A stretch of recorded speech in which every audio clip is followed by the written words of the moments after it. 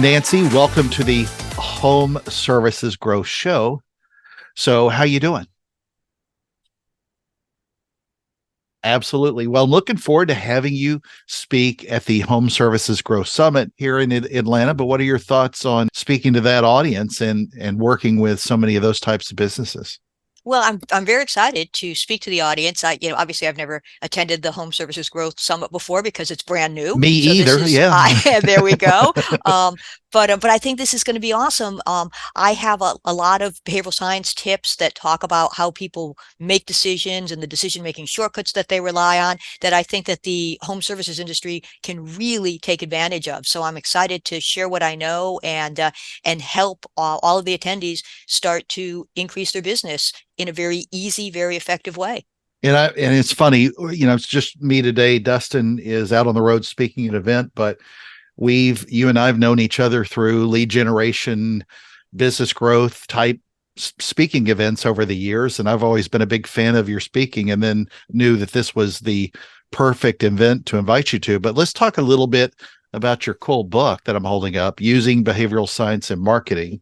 And this is talking about driving customer action and loyalty by prompting instinctive responses. So this has been a big success for you and looking forward to seeing a little bit more about it. But tell us about the book. What's the whole impetus of it?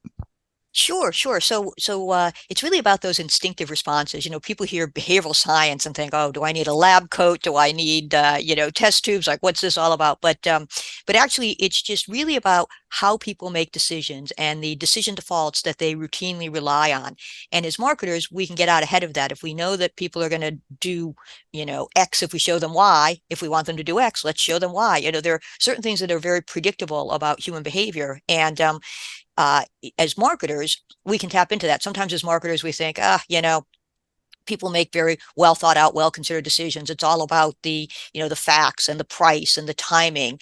And certainly the facts and the price and the timing factor in, but there are other things at play that often influence somebody's decision. And those are the things that I want to talk about. They're the things that I talk about in the book. I have 17 chapters, 288 pages, and over 25 different behavioral science principles, very actionable tactics that you can use. But for the Home Services Growth Summit, I'm going to grab a collection of those that I think are specifically applicable to your attendees. And I'm going to talk about those. I'm going to talk about kind of customer behavior triggers that probably a lot of attendees have not heard of and how to use them easily and effectively in your email marketing and your social marketing and your direct mail marketing in order to increase the likelihood that people engage and respond and that they do what you want them to do, which is give you some business.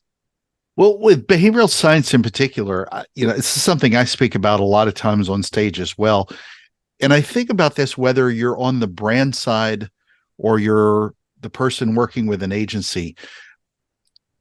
A lot of people understand the idea, the concept of it, but they maybe don't really think about how they apply it on an ongoing. And to me, a lot of this is a mindset shift, especially since we're always in sort of an always on campaign. I got to constantly drive numbers this week, this quarter, this month, whatever it is, and this year. How do you go about applying that as an ongoing mindset as opposed to just the email campaign du jour?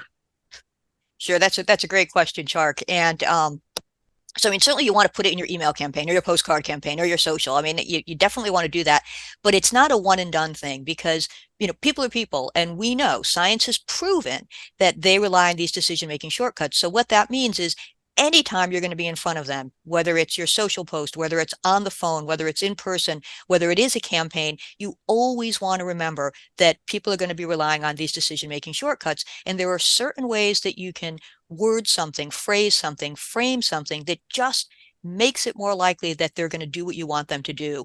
And so you want to keep that top of mind all the time, whatever kind of a customer interaction you're having, whether it's the, annual campaign or the quarterly campaign or the seasonal campaign, or whether it's just day-to-day business as usual. We want to remember that people are relying on decision-making shortcuts and there are certain ways to trigger them.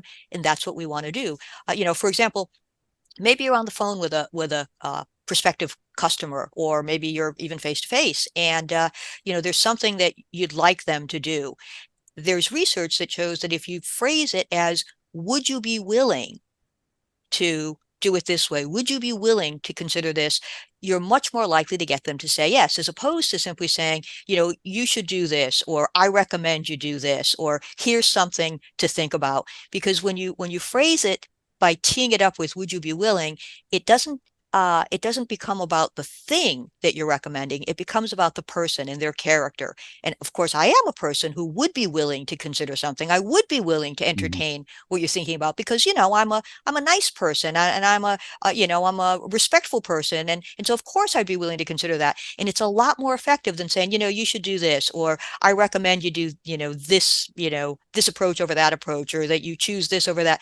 And it's a small way to change how you're interacting with people, but it can pay big dividends. Another example is maybe you're quoting a job, and research shows that if you give people two options as opposed to one, they're almost four times as likely to make a buying decision in the moment. So maybe, instead of saying, well, here's what you should do, you say, well, you can do it this way or this way. Or instead of saying, here's the quote, the price quote, you say, well, we can look at it two different ways. You can have option A or option B. And just a little thing like that can increase the likelihood that you close that business. So it's just always remembering, people are relying on decision-making shortcuts. They're not always, rational or logical, but that's what people do. And so we as marketers have an opportunity to kind of put our thumbs on the scale by adding a little of this behavioral science, and we see good returns as a result. Well, I think this is so smart. You wrote the book and talking about using it in your marketing, but what I love about the whole concept of behavioral science and what you talk about is this can be applied to your point earlier, whether you're in person with somebody, this could be a sales call, it could be somebody in your call center, it could be something you're doing in your copywriting on your ads. I mean, it's leveraging that mindset and that shift, which is so important. One of the things I want to talk about briefly as well to kind of close out though is we've talked many times over the years about words like free, putting the word free in, for example, and getting that to get a higher lift on an ad or something like that than something else. Where the economy is really changing, how do you think through how to use behavioral science when we're changing from what I call a once-based economy to a needs-based economy? And a lot of that is our behaviors, instinctive or not, is how we act when the economy starts to tighten up a little bit.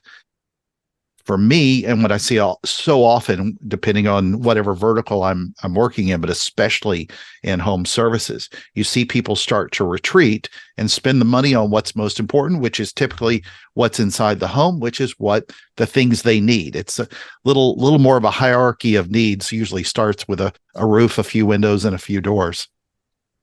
Sure, sure. So, at the beginning of the question, you mentioned the word free, and we know that free works, and people overvalue things that are free, and if you have free in a subject line, you'll get twice as many opens, and if you use complimentary, even though they say the same thing, they mean the same thing. But as marketers, as business people, we're not always in a position to be giving things away for free, and that's true, particularly as the economy maybe tightens. And so, what we need to do though is we need to think about other things that we can do that will tap into the decision-making shortcuts that people make. So for example, there's something called magnitude encoding process, and that's basically this idea that the way numbers, particularly prices, are presented can make a difference. So if something is $100, well, you could say $100 decimal point 00, or you could say $100. So if the cost is $100, leave off that decimal point and the two zeros. But if the savings are $100, include the decimal point and the two zeros. Why? Because the decimal point and the two zeros make the number physically take up more space. They make it look larger, and as a result, it feels like a larger number. So if you're giving someone $100 off, it's $100 savings, make that 100 look as big as possible. If the charge happens to be $100, you want to make it look as small as possible. You want to put it lower on the page when you submit your estimate form. Put it low on the page, not at the top of the page, because when it's at the top of the page, even though it's the same number, it seems higher. And when it's at the bottom of the page, it seems lower, even though the number hasn't changed. So it's thinking about these little tips and tactics that we can use to influence people, particularly when money is a little bit more precious and people are hanging on to a little bit more. But at the end of the day, we live in our homes. Obviously, we want our homes to reflect our tastes and our needs and what we feel we deserve. And there's a whole lot of psychology around that too. Just the idea that you've earned this and you deserve this, and you're worth it, and it makes sense to maybe spend a little bit of extra money because this is you and this is your home and it's a reflection on you. So there are a lot of different things that we can do to trigger the behaviors that we want. And it's just a matter of tapping into them and remembering that, it's not always all the facts and the timeline and the prices. Those are important, but that's not entirely how people make decisions. There are other things at play. There are the emotions. How do I feel about having this done? How will I feel once it's done? That we want to tap into, because really people make decisions for emotional reasons and then they justify them with the facts and the figures and the timeline. So using these behavioral science triggers and tactics really will pay off. That's outstanding. Yeah, I can see people everywhere listening who are going to their website and adding a .00 on savings, because that's one of the many tips that Nancy, I've seen her present on stage multiple times, and they're standing room only half the time I think I've seen you there, and if not, it was maybe 2 seats that were open. So you got to get there early. Nancy's going to be there at the event coming up February 27th and 28th. You can find out more at Home Services Growth Summit. Nancy, thank you so much for being with us on the show today, and I look forward to seeing you at the summit.